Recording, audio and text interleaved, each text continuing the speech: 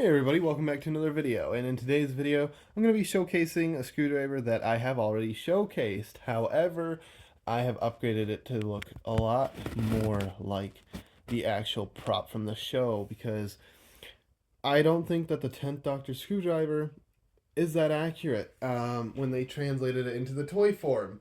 So, what I'm going to be doing today is showing you my subtle upgrades to do it. Now, I know there are some upgrades where you can make it so you can press on the slider and slide it up and it works and whatnot. I didn't want to get into all that. I just want to make it a little bit better than how it started.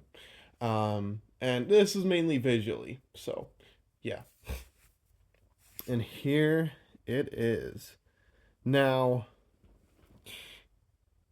because of the toy's flaws, it's hard to get perfection with this.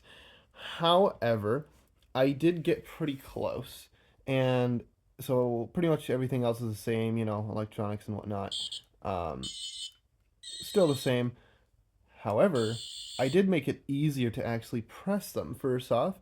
So I filed down these little activation buttons at the top and bottom. Now they kind of fit in more with that kind of roundness. If you can kind of see that, the balls kind of stuck all the way up, and I didn't really like that design.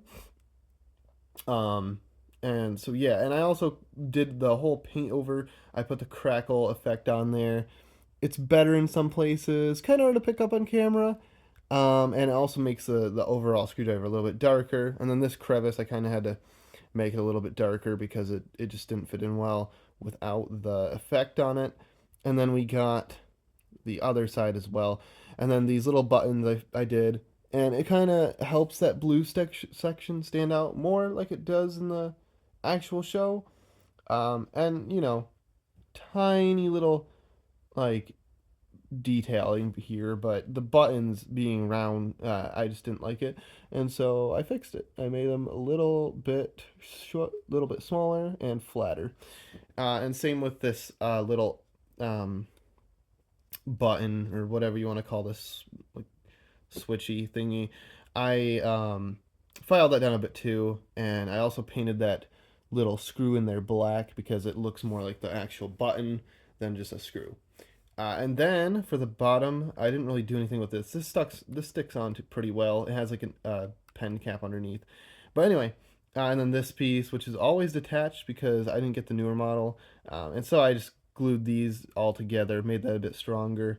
Um, and then underneath of here, I painted black as well, and so it appears more just kind of like there's nothing behind here, which is kind of how I want that to look. And then same with right here, the battery compartment starts, and I wanted to cover that up with the black part. And same as when you slide it up, fully black, because before you could see the batteries in there, and it didn't look very futuristic to me. So obviously I painted it, and now it looks pretty much like perfect. Um, Everything else is pretty good. The only other thing, oh, and it does make it a bit easier to activate, by the way.